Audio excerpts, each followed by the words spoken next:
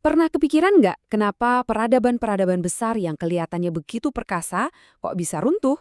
Nah, hari ini kita akan coba bedah pola-pola sejarah di baliknya berdasarkan sebuah buku menarik berjudul Goliath's Curse. Oke, jadi begini alur penelusuran kita kali ini. Kita mulai dari rasa cemas kita sendiri soal keruntuhan di zaman sekarang. Terus kita bakal mundur jauh banget ke masa lalu buat ngungkap apa sih kutukan yang tersembunyi ini. Nah, habis itu kita lihat gimana pengaruhnya sekarang. Dan yang paling penting ya kan, apa kita bisa mematahkannya? Pasti kita semua pernah ngerasain ini kan? Rasa, gimana ya? Merinding dikit gitu pas lihat runtuhan Romawi atau dengar cerita soal kerajaan-kerajaan yang hilang. Pertanyaannya, apa keruntuhan itu emang takdir kita yang nggak bisa dihindari? Nah, tapi ada yang menarik nih dari puisi terkenal ini. Ini tuh sebenarnya bukan soal meratapi kerajaan yang hilang loh. Justru, ini adalah perayaan atas jatuhnya para tiran. Ini nih yang ngasih kita petunjuk buat ngelihat keruntuhan dari sudut pandang yang, wah, beda banget. Jadi gimana kalau asumsi dasar kita selama ini salah? Buku ini ngasih argumen yang cukup berani.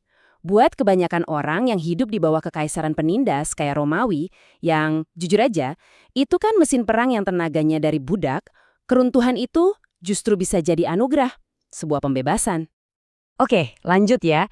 Biar kita benar-benar paham kenapa sih masyarakat yang hierarkis ini rapuh banget, kita perlu mundur sebentar. Kita harus lihat dulu gimana sih cara kita hidup selama, 99% dari sejarah manusia. Coba deh, lupain gambaran manusia purba yang katanya brutal dan buas itu. Faktanya, selama 99% sejarah kita hidup dalam kelompok pemburu pengumpul yang luar biasa egaliter. Buktinya, ada di tubuh kita sendiri loh. Contohnya, gigi taring kita yang kecil. Jauh beda sama primata jantan alfa lainnya. Jadi, nenek moyang kita itu punya semacam perangkat sosial yang canggih banget buat mastiin gak ada satu orang pun yang jadi terlalu berkuasa. Mereka secara aktif menentang dominasi. Dan naluri mendasar ini bagian penting banget dari cerita kita sebagai manusia. Nah, pertanyaannya kan, kalau kita dasarnya egaliter, kok bisa jadi kayak sekarang? Jawabannya ternyata ada pada sebuah penemuan. Penemuan yang justru menciptakan perangkap mematikan yang oleh penulisnya disebut sebagai kutukan Goliat. Oke, biar kita satu pemahaman dulu, kita definisikan istilahnya ya. Goliat itu, pada dasarnya negara besar manapun yang hierarkis dan sifatnya ekstraktif atau mengambil. Dan setiap Goliat ini butuh bahan bakar. Bahan bakar Goliat ini adalah sumber daya apapun yang gampang dirampas, gampang disimpan, dan bisa dimonopoli segelintir orang. Contoh paling klasiknya, biji-bijian.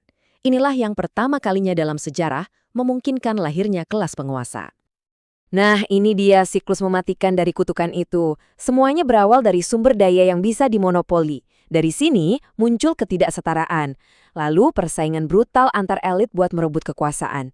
Akhirnya, seluruh masyarakat jadi rapuh dan gampang banget runtuh. Pola ini loh berulang terus sepanjang sejarah, mulai dari Irak kuno sampai peradaban Maya. Begini, dulu itu kalau satu peradaban runtuh, ya udah, manusia masih bisa lanjut hidup di tempat lain.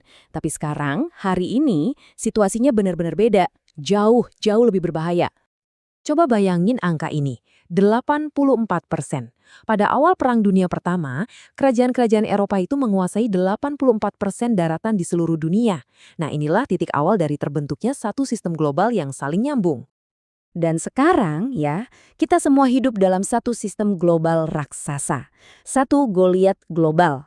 Kita diikat oleh model ekonomi yang sama, hukum yang sama, dan ketergantungan kita semua pada bahan bakar fosil. Ini bahan bakar Goliat versi modernnya. Nah, ini poin yang paling penting. Goliat global ini gak cuma memusatkan kekuasaan, tapi juga memusatkan risiko. Artinya, sekarang satu aja kegagalan di satu sudut dunia, efeknya bisa menjalar dan mengancam kita semua, tanpa kecuali. Jadi, apa kita udah terjebak? Nggak ada jalan keluar? Apa peradaban global kita ini emang ditakdirkan jadi keruntuhan paling besar sepanjang sejarah?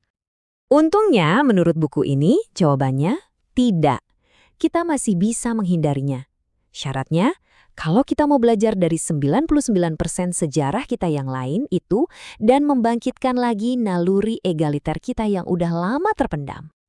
Menangkalnya sebenarnya sederhana, tapi dampaknya luar biasa.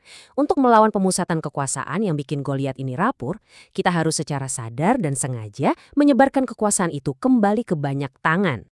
Maksudnya gimana? Ya, kita perlu merombak masyarakat kita secara mendasar.